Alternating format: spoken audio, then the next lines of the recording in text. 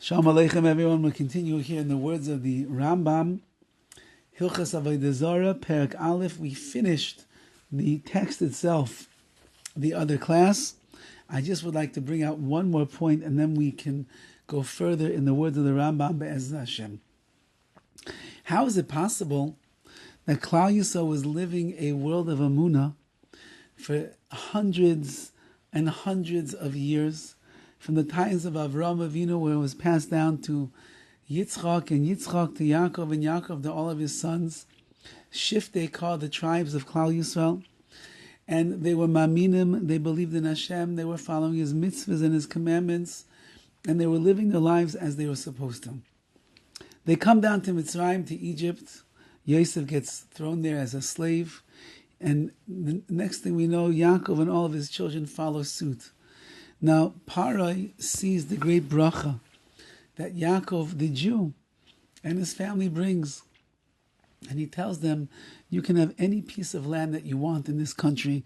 It's for you. It's my gift to you for all the bracha that you brought to Mitzrayim. And Yaakov Avinu, in his wisdom and his foresight, he says, I'd like the piece of land called Goshen. And Parai said, but that's like on the outskirts. It's suburbs. Why don't you come and live here in Alexandria? We'll get you a big palace. He said, no. I'll be happy over there. We have animals. They can graze.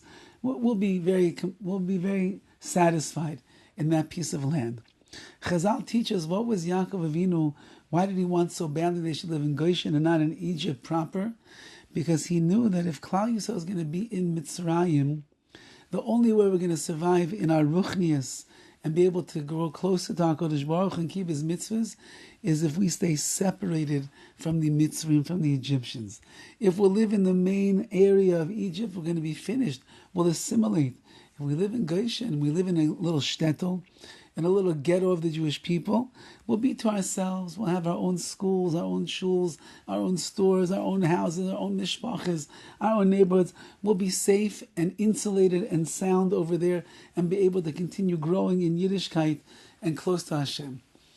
But he warned Klal Yisrael, the moment that you leave the confines of Goshen and you begin to branch out into the larger city of Mitzrayim, you're going to come in contact with the people and their lives are going to look good and pleasing and fun and enjoyable. You have to guard yourselves lest you end up forgetting what it means to be a member of Am Yisrael, of the Jewish people. And when Yaakov Avinu died, he left over Yosef to watch and be in charge. And Yosef and his brothers continued to keep the guard and over the Jewish people.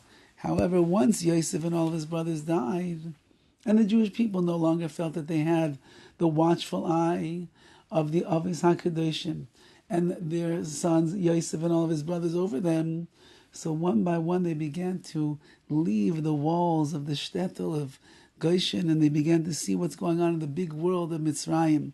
And the next thing you know, they start assimilating. They're working in their stores, they're going to their schools, they're worshiping their gods. And the Midrash tells us they even refused. Klal Yisrael stopped doing the mitzvah bris milah. Why would a Jew stop doing the mitzvah bris milah? Because when they would go to the gymnasiums and they would go to the locker rooms and they would see that they look different than the mitzvah, they no longer wanted to be embarrassed in their differences, and therefore they stopped doing bris milah so they would look one in the same. And therefore, says the Rambam over here, Klal Yisrael, the reason that they got so bad, the reason that they sunk back into Avodah Zarah, the reason that they were no longer following the ways is because of the power of the assimilation of the Jew around the nations of the world. The nations, they can't stand us when we get too close to them. It bothers them. There's a natural spiritual reaction that HaKadosh Baruch has placed inside the nations of the world. When the Jews start becoming too much like them, they turn on us, even if we brought them bracha, even if they brought us all these things. And therefore, they turned on us and they enslaved us, which was the greatest chesed of all, because we were no longer part of the society.